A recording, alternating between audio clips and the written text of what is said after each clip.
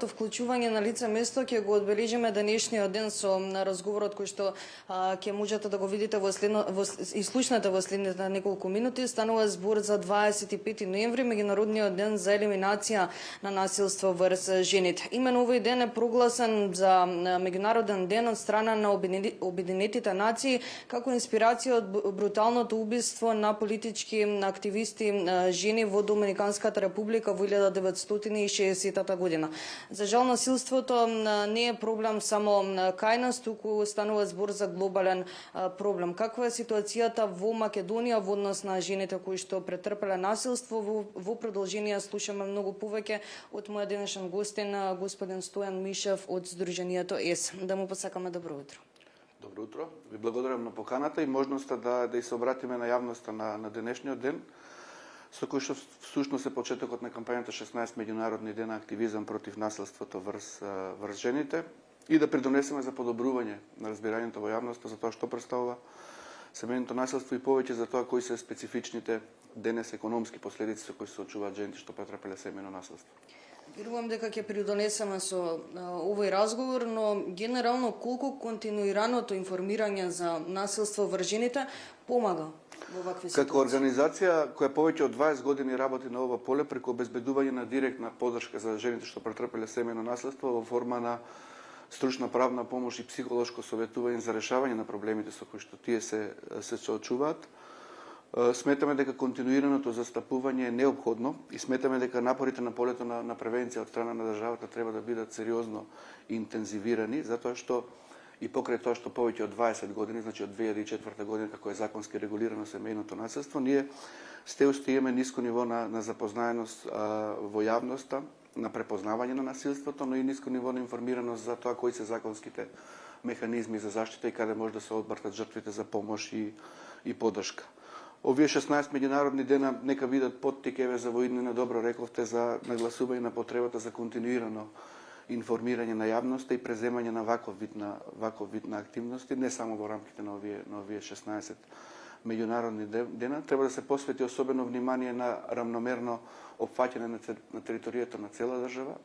затоа што нашите наводи покажуваат дека она што досега е превземено во форма на кампањи и друг вид на превентивни напори опфаќа дел од територијата и главно е лоцирано во урбаните средини. Треба да се посвети внимание на интензивни превентивни активности со цел допирање до жените кои живеат во руралните средини, но и другите групи на жени кои се соочуваат со интерсекцијска дискриминација, како што се ромките, албанките, жените со попречност. Практично државата треба да најде начин генерално да информира целата јавност за тоа што представува семејното насилство, кои се законските механизми за заштита, а истовремено да направи повеќе напори да допре до оние групи на жени кои се поранливи и помаргинализирани во нашето општество. Тоа е нешто што за жал до сега не сме го виделе. Ваков вид на континуирана национална кампања која дури е предвидена на ниво на обврска во самиот закон за спречување и заштита од насилство во жени и семејно насилство се уште изостанува. Превенцијата на инвестирањето во превенцијата на семејното насилство значително може да го подобри одговорот на државата кон овој сериозен општествен проблем. Колку е клучно економското јакнење и финансиската поддршка? Она што во последните години го нагласуваме како организација, и сакаме да го потенцираме во рамки на овие 16 меѓународни дена, фокусот го ставаме на економската димензија на семејното насилство, односно кои се економските последици од насилството. Затоа што покрај тоа што обезбедуваме директна поддршка за жените, редовно ги консултираме за нивните специфични финансиски потреби и произлегува дека по напуштањето на населната заедница, односно по разводот на бракот или разделбата, жените се оставени во една неповолна финансиска состојба каде што се соочуваат со многу високи трошоци како резултат на семејното насилство, кои што не можат самите да ги надоместат. Во исто време треба да обезбедат соодветни услови за живот и за себе и за своите деца,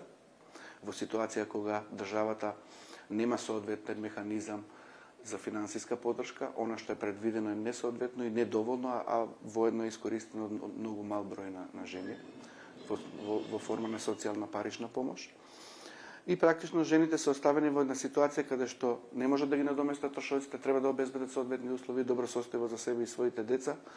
И исто финансиски, она што е ограничено е можноста да ги решат проблемите за кои се соочуваат, затоа што судските постапки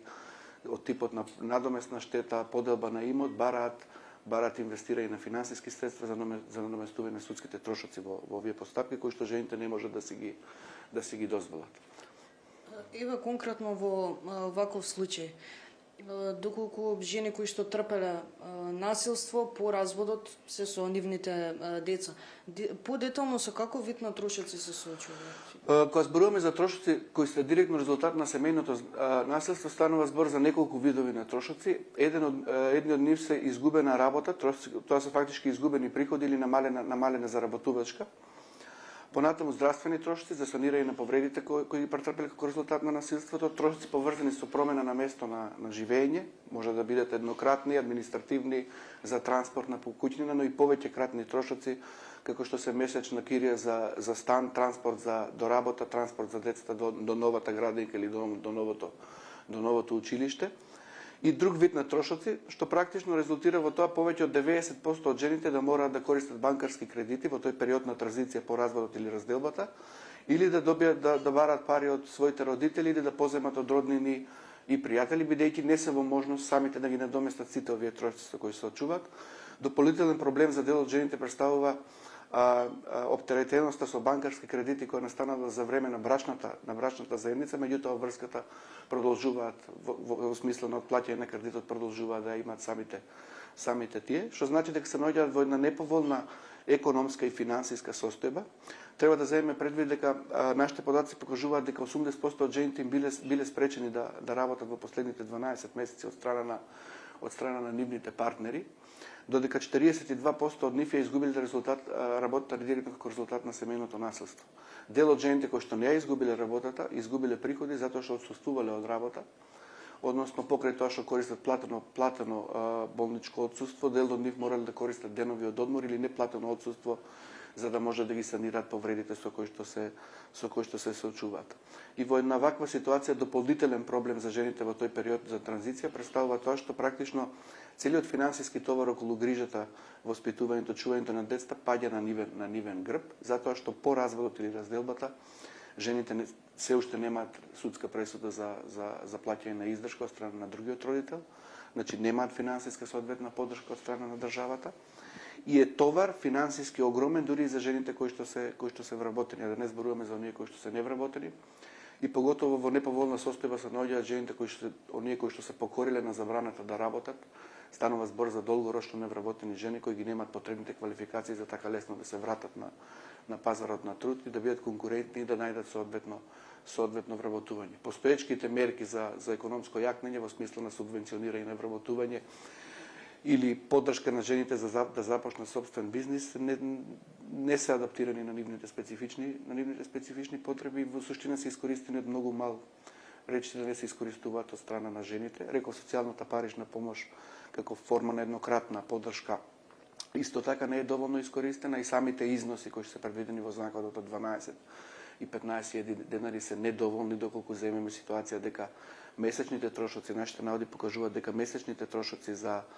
храна и режиски трошоци надминуваат 23-24 денари. Оние жени кои што плаќаат и за кирија или отплаќаат банкарски кредити, нивните трошоци надминуваат 30.000 денари. Во ситуација кога нивната плата е отприлика се движи во таа граница или е многу пониско. Дел од жените кои се дел од неформална економија, а морале да се вработат по разводот за да обезбедат пари за своите деца,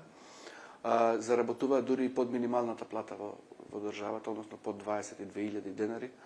што е навистина малку за задоволување на сите овие приоритетни потреби со кои се соочуваат по напуштањето на таа насилна заедница. И сметаме како организација последниве години застапуваме дека државата е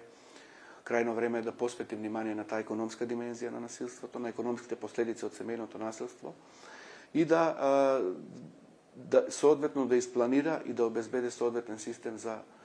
доволна финансиска поддршка во тој период на транзиција, некаде до година време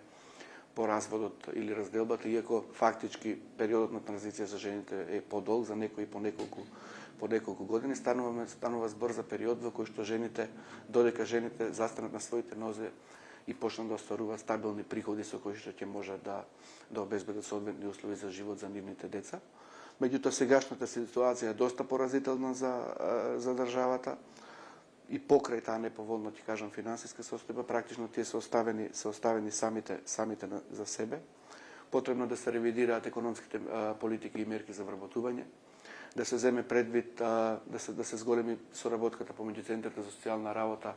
и центрите за вработување, затоа што сегашната законска рамка налага обврска за центар за социјална работа само да ја препарти жената до центрите за вработување, без при тоа да има последователна комуникација